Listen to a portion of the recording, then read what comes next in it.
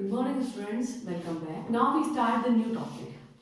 हमने प्रॉफिट्स के बारे में बात की है अभी तक कि अगर आपको जो है प्रोड्यूसर इक्विलिब्रियम सेट करता है तो वहां करता है जहां उसका प्रॉफिट जो होगा वो मैक्सिमम होगा। ठीक है, मैक्सिमम प्रॉफिट की जब हमने बात की थी तो हमने बात की थी कि हमको जो प्रॉफिट है, प्रॉफिट को हम पाई से बताते हैं। कैलकुलेट करने के लिए हम क्या करते हैं, T R minus T C कर देते हैं। ठीक है, अब T R minus T C करने पे इक्विलिब्रियम पे सेट होगा, वहां होगा जहां पर मैक्सिमम प्रॉफिट हो रहा है। तो ये कैसे पता चले कि प्रॉफिट हो रहा है या लॉस हो रहा है, ये कैसे पता चले कि नो प्रॉफिट नो लॉस की स्थिति है, तो उसको जानने के लिए हमको तीन सिचुएशन को पढ़ना पड़ेगा स्टूडेंट्स। उसमें हम बताते हैं तीन तरह की प्रॉफिट्स हमको मिलती है, अब नॉर्मल, नॉर्मल और सब नॉर्मल। ठीक है, तो अब आप कहेंगे कि वो अब नॉर्मल क्या है, सब नॉर्मल क्या है, ये सारी चीजें क्या है। तो स्टूडेंट्स देखिए, हमको कैलकुलेट करना है प्रॉफिट। अब ये पता कैसे चलेगा कि प्रॉफिट हो रहा है या लॉस, तो इसके लिए हमको T R minus T C सबसे पहला काम जो होता है करना पड़ता है। तो हम क्या करेंगे, जब T R minus T C करेंगे, अगर आपको टी आर ग्रेटर देन मिल जाता है T C, just in case मान लीजिए कि हमारा जो टी आर है वो 10 है और हमारा जो टी सी है वो 5 है। ठीक है, हमको क्या मिला 5। यहाँ मैं बता देती हूँ आपको, टी आर जो है 10 है, टी सी जो है वो 5 है। ठीक है, तो हमको पाई मिल गई 5। अब आप देखिए, आपको जो पाई मिली है वो क्या है 5, यानी आपको जो है वो बेनिफिट ही हुआ है। आपने 5 रुपए लगा के 10 रुपए कमाया, इसका मतलब आपको बेनिफिट हुआ। तो दिस इज, हम कह सकते हैं इसको अब नॉर्मल, सॉरी, इसको हम कह सकते हैं कि अब नॉर्मल प्रॉफिट हुआ है। क्या हुआ? और दूसरा इसका नाम होता है एक्स्ट्रा नॉर्मल प्रॉफिट। ठीक है, तो इसको हम कहेंगे अब नॉर्मल।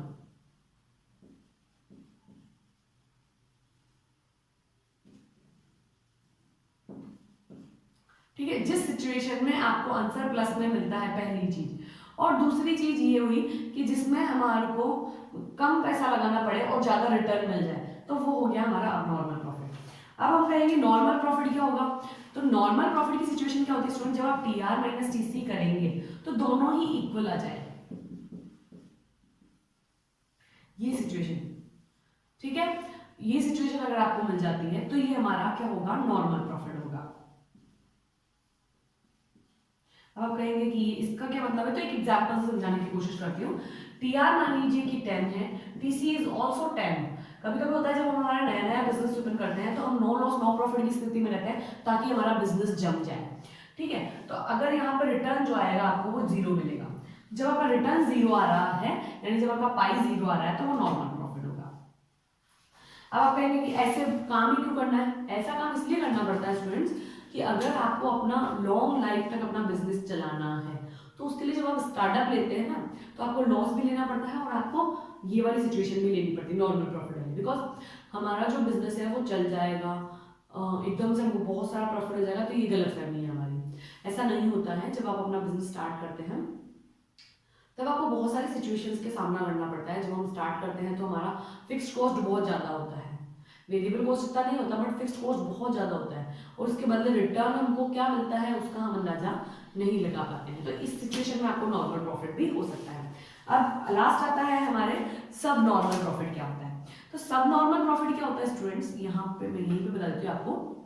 जब हम पाई इक्वल्स टू करते हैं T R minus T C, तो हमारा अगर टी आर कम हो और टी सी ज्यादा हो, तो उस सिचुएशन में हमको सब नॉर्मल प्रॉफिट मिलता है।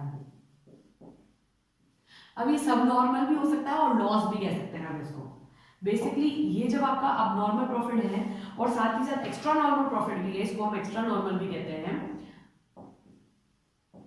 ठीक है, तो इसको हम सब नॉर्मल भी कहेंगे और लॉस भी कहेंगे। इसका सीन क्या रहता है स्टूडेंट्स, आप देखिएगा कि यहाँ हमारा टी आर 10 है। ठीक है, और हम कहेंगे ये टी आर 10 हो गया और ये टी सी जो है हमारे यहाँ पर जो है वो 14 है। ठीक है, तो अगर आप T R minus T C करेंगे तो आप 10 माइनस 14 करेंगे तो आपको क्या आंसर मिलेगा, -4। माइनस में आंसर आया और कॉस्ट ज्यादा आ गई, तो इसका मतलब हो गया आपको प्रॉफिट नहीं हो रहा, सब नॉर्मल प्रॉफिट हम कह सकते हैं, या फिर हमको लॉस अवेलेबल हो रहा है। ठीक है, तो इस सिचुएशन को हम कहेंगे लॉस, और ये सिचुएशन आपको कभी कभी मिलती है, ऐसा नहीं है कि ये नहीं मिलती है, बिजनेस में ये भी मिलती है, बस हम चाहते नहीं है इस सिचुएशन को लेना। जो प्रोड्यूसर होता है वो काम इस अननॉर्मल के लिए करता है, फिर उसको कुछ नहीं मिल रहा हो तो कोई बात नहीं, नॉर्मल प्रॉफिट तक भी वो 1 साल 2 साल तक रह सकता है, लेकिन उसके बाद उसको सब नॉर्मल प्रॉफिट अगर मिलने लग जाता है तो वो अपना बिजनेस छोड़कर ट्रांसफॉर्म कर देता है अपने बिजनेस को। ठीक है। तो ये होती है हमारी कंडीशंस। 3 कंडीशंस आपको मैंने बताई है। आपकी जो बुक होगी ना स्टूडेंट्स, अगर आप देखेंगे तो यहाँ पे TR अपॉन क्यू, फिर TC अपॉन क्यू करके दिया हुआ है। तो क्यू इसलिए लगाए गए हैं ताकि आप एवरेज को भी कैलकुलेट कर पाए, कि अगर आपको कभी एवरेजेस निकालने हो तो एवरेज निकालने का जो फॉर्मूला है वो मैंने आपको बताया ही था कि TR अपॉन क्यू होता है।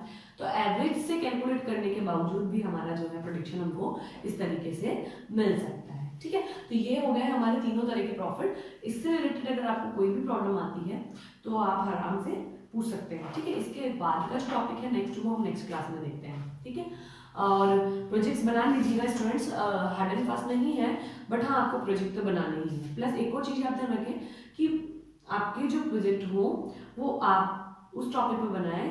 आपको प्रोजेक्ट टॉपिक तो अवेलेबल करा ही दिए गए, उस टॉपिक पे बनाएं जिस पे आप अच्छे से वाइवा दे सकते हैं। ठीक है, यानी उस टॉपिक से रिलेटेड ही आपके वाइवा होंगे। तो आपको अपना प्रोजेक्ट ज़्यादा एक्सपेंसिव नहीं बनाना है, ये चीज़ आप ध्यान रखें। Because expensive 11th local class है, इसमें एक्सपेंसिव बनाने का कोई मतलब नहीं होता। आपका प्रोजेक्ट अच्छा होना चाहिए बस।